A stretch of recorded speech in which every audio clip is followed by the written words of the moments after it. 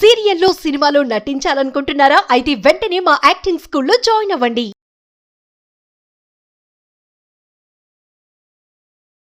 నమస్కారం అండి డాక్టర్ శ్రీ ఆచార్య అనంతకృష్ణ స్వామి గారు. నమస్కారం. ఎన్నో అవమానాలు పాలవుతుంటుంటారు, ఇబ్బందులు పడుతూ ఉంటుంటారు, చాలా పెయిన్ చూస్తూ ఉంటుంటారు లైఫ్లో.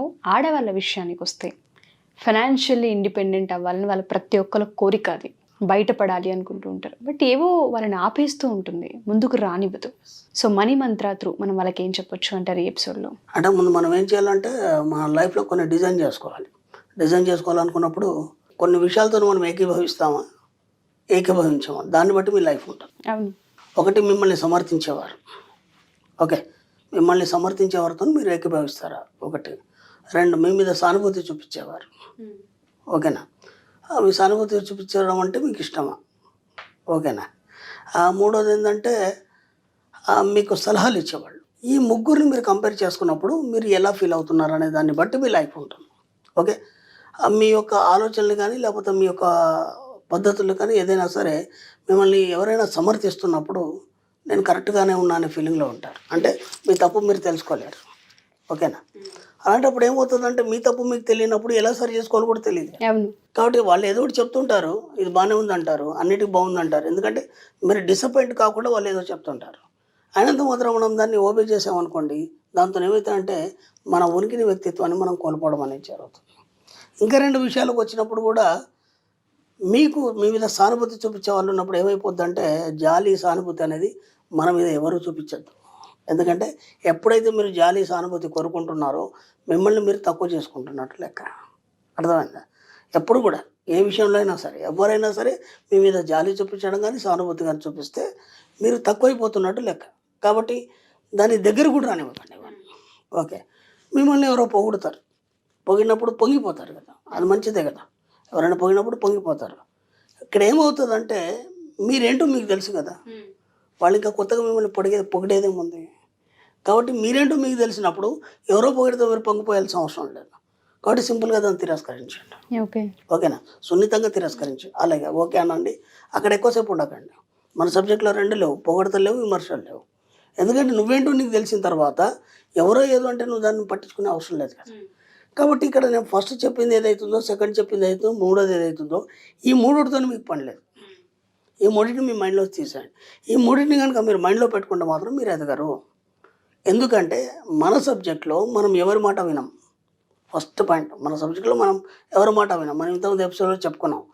మన ఆలోచనలని మనమే తయారు చేసుకుంటాం, దానికి తగ్గట్టుగా మనమే నడుస్తాం. కాబట్టి ఇక్కడ మంచి అయినా సరే చెడైనా సరే బాధ్యులు మీరే.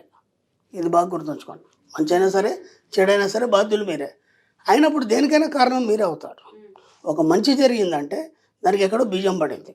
దాన్ని ఒకసారి లోతులకు వెళ్ళి ఆలోచించినప్పుడు ఓహో ఇది పలానా టైంలో నేను ఇలా అనుకున్నాను, దానివైపు ప్రయత్నాలు జరిగి ఈరోజు ఇలా మనకి ఇవన్నీ సమకూరినాయని అనుకోవచ్చు. ఒక చెడు జరిగినా సరే ఏమంటే కుంగిపోకుండా మనం ఏం చేయాలంటే దీనికి బీజం ఎక్కడ ఉంది అంటే ఇక్కడ మన సబ్జెక్టులు ఏమవుతుందంటే మీరు ఏదో అనుకొని వదిలిపెట్టేస్తారు, కానీ ఇలా ఎందుకు జరిగిందని మీకు తెలియదు. మన సబ్జెక్టులో ఏంటంటే నేను అన్న తర్వాత మాట్లాడే ప్రతి మాట విశ్వం తీసుకుంటాం. అంటే విశ్వంలో రికార్డ్ అవుతుందని మనం చెప్పుకున్నాం.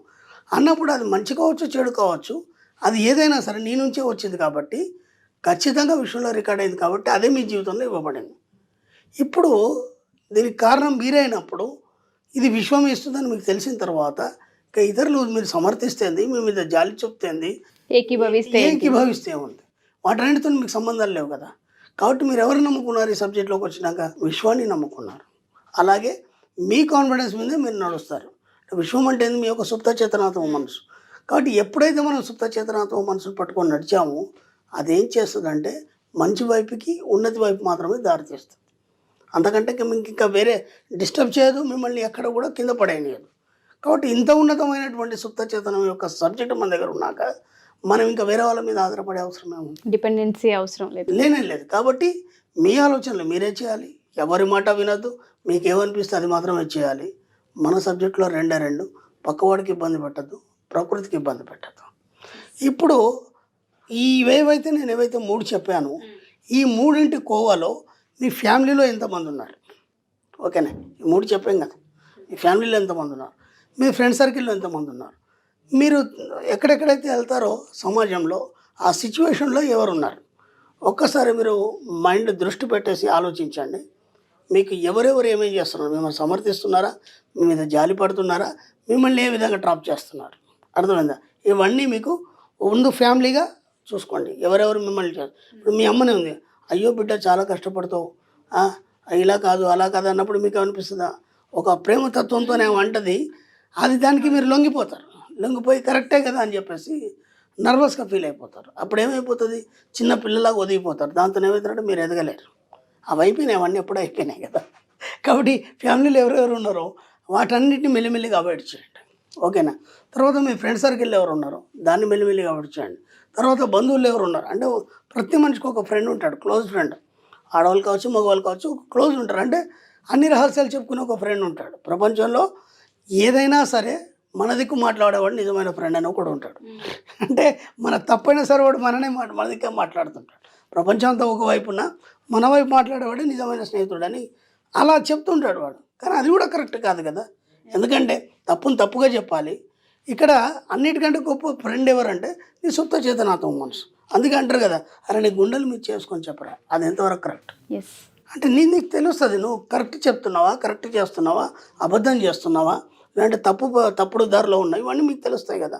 అయినప్పుడు మీ యొక్క సబ్కాన్షియస్ మైండ్ని అడగండి, దాన్ని ఎలా సరి చేసుకోవాలి కూడా అదే చెప్తుంది మీకు. ఒక సమస్య వచ్చింది, నిద్రపోయే ముందు, నిద్రలోకి చేరే ముందు అడగండి అని చెప్పాను నేను. తర్వాత 3-4 రోజులు ఆ సమస్య పరిష్కారం అనేది జరుగుతుంది.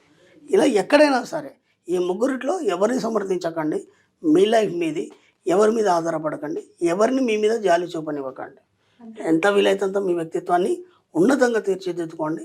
మీ సబ్కాన్షియస్ మైండ్ని నమ్మండి, చక్కని దారి చెబుతుంది, ఉన్నతి వైపు ప్రయాణం చేస్తారు. Wonderful sir. చాలా సందర్భాలు ఆడవాళ్ళు ఏంటంటే డిపెండెన్సీ, సమర్థింపు వైపు అండ్ దాంతోపాటు కొంచెం ఎవరైనా మా వైపు జాలిగా మాట్లాడితే ఒదిగిపోవడం, ఇవే ఎక్కువ చూస్తుంటుంటాం. అలా కాకుండా డిపెండెన్సీ లేకుండా లైఫ్ని లీడ్ చేస్తే కాన్ఫిడెన్స్ పెరుగుతుంది.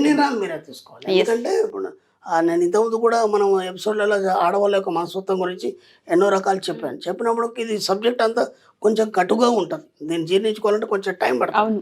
అదేంటి మా తల్లి కదా నా మీద ప్రేమ చూపిస్తుంది కదా, కాదని అంటే ఎలా ఉంటుంది అని మీకు అనిపిస్తుంది. మెల్లిమెల్లిగా అన్నీ అలవాటు అవుతాయి. సబ్జెక్ట్లోకి ఎంటర్ అయిన తర్వాత ఒక్కొక్కటికి అన్నీ మీకే అర్థమవుతాయి. దాన్ని బట్టి అప్పుడు మీకు ఆ సబ్జెక్ట్లో ఎంటర్ అయిన తర్వాత అనుభవాన్ని పొందిన తర్వాత అప్పుడు మీకు అర్థమవుతుంది కదా ఇట్స్ ట్రూ అనేది. Yes, thank you sir, thank you so much. Thank you అమ్మా.